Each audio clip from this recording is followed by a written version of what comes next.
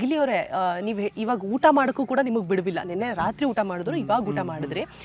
So ನಿಮ್ಮ ತಾಯಿ ಒಂದು ವೇದಿಕೆ ಮೇಲೆ ಹೇಳಿರ್ತಾರೆ, ನೀವು ಪಟ್ಟಂತಹ ಸ್ಟ್ರಗಲ್ ಆಗಿರ್ಬೋದು, ಅಂದರೆ ಯಾವುದೋ ಒಂದು ಮದುವೆ ಊಟಕ್ಕೆ ಹೋಗಿರ್ತೀರ, ಅಲ್ಲಿ ನೀವು ಹಾಕಿರೋ ಬಟ್ಟೆನ ನೋಡಿ ಆಚೆ ಕಳಿಸುವಂಥದ್ದು, ಊಟ ಸಿಗದೆ ಮತ್ತೆಲ್ಲೋ ಒಂದು ಗಣೇಶನ ಮೆರವಣಿಗೆ ನಡೀತಾ ಇರುತ್ತೆ, ಅಲ್ಲೆಲ್ಲೋ ಯಾರನ್ನೋ ಭೇಟಿ ಮಾಡಿ ಊಟ ಸಿಕ್ಕು, ಅದಾದ್ಮೇಲೆ ಜಿ ಕನ್ನಡ ಸೆಟ್ಗೆ ಎಂಟ್ರಿ ಆಗ್ತೀರಾ, ಅಲ್ಲಿ ಪರಿಚಯ ಆಗಿ ಅದಾದ್ಮೇಲೆ ದೊಡ್ಡ ವೇದಿಕೆಯಲ್ಲಿ ಒಬ್ಬರು ಕಲಾವಿದರಾಗಿ ಮಿಂಚ್ತೀರಾ. ಅದೆಲ್ಲವನ್ನು ಕೂಡ ನಿಮ್ಮ ತಾಯಿ ಹೇಳಿದಂತಹ ವಿಡಿಯೋ ನಿನ್ನೆ ನೋಡ್ತಾ ಇದ್ದೆ ನಾನು. ಅದಾದ್ಮೇಲೆ ಇವತ್ತು ನೋಡಿ, ಒಂದು 2 ವರ್ಷ ಗ್ಯಾಪಲ್ಲೇ ಯಾವ ಮನುಷ್ಯ ಹೇಗಿದ್ದೋನು ಹೇಗೆ ಬೇಕಾದರೂ ಆಗ್ಬೋದು ಅನ್ನೋದಕ್ಕೆ ಬೆಸ್ಟ್ ಎಕ್ಸಾಂಪಲ್ ನೀವು.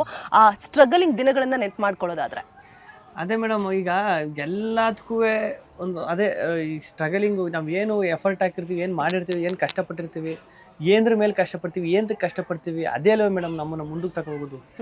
ಏನು ವಿಷಯಕ್ಕೆ ಈಗ ಆ ಟೈಮಲ್ಲಿ ನೋಡಿ, ಆ ಟೈಮಲ್ಲೂ ಊಟ ಮಾಡೋಕ್ಕೆ ಊಟ ಇರ್ತಿರ್ಲಿಲ್ಲ. ಈಗ ಊಟ ಇದ್ರೂ ಅದನ್ನ ಈಗ ಊಟ ಕರೆಕ್ಟ್ ಟೈಮ್ ಊಟ ಮಾಡೋಕೆ ಏನು ಕಾಯ್ತಿಲ್ಲ ಅಂದ್ರೆ ಪ್ರೀತಿ, ಜನರು ಪ್ರೀತಿ, ನಿಜ. ಅದೇ ಹೊಟ್ಟೆ ತುಂಬಿಸ್ಬಿಟ್ಟೈತೆ ನನಗೆ. ದೊಡ್ಡವರೊಂದು ಗಾದೆ ಮಾತು ಹೇಳಿರ್ತಾರೆ, ಹಲ್ಲಿದ್ದವನಿಗೆ ಕಡ್ಲೆ ಇರಲ್ಲ, ಕಡ್ಲೆ ಇದ್ದವ್ರಿಗೆ ಹಲ್ಲಿರೋದಿಲ್ಲ ಅಂತ ಹೇಳ್ಬಿಟ್ಟು. ನಿಮ್ ಸಿಚುವೇಶನ್ ನೋಡಿ ನನಗೆ ಅದು ನೆನಪಾಯ್ತು. ಬಿಕಾಸ್ ಅವಾಗ ಊಟ ಮಾಡ್ಬೇಕಿತ್ತು, ಕಾಸಿರ್ಲಿಲ್ಲ. ಇವಾಗ ಎಲ್ಲ ಇದೆ, ಊಟ ಮಾಡೋಕ್ ಟೈಮ್ ಸಿಗ್ತಾ ಇದೆ. ಅದು ಜನರು ಪ್ರೀತಿನೇ ಹೊಟ್ಟೆ ತುಂಬಿಸ್ಬಿಟ್ಟೈತೆ ಅಷ್ಟು. ಅಲ್ಲಿ ಹೋಗ್ಬೇಕು, ಇಲ್ಲಿ ಹೋಗ್ಬೇಕು, ಮಾತಾಡಿಸ್ಬೇಕು, ಇದೆಲ್ಲ ಆಯ್ತಲ್ಲ ಮೇಡಮ್. ಅದು ಅದೇ ಟೈಮ್ ಅನ್ನೋದು ಅದನ್ನೇ ಅಲ್ವ ಮೇಡಮ್, ಟೈಮು.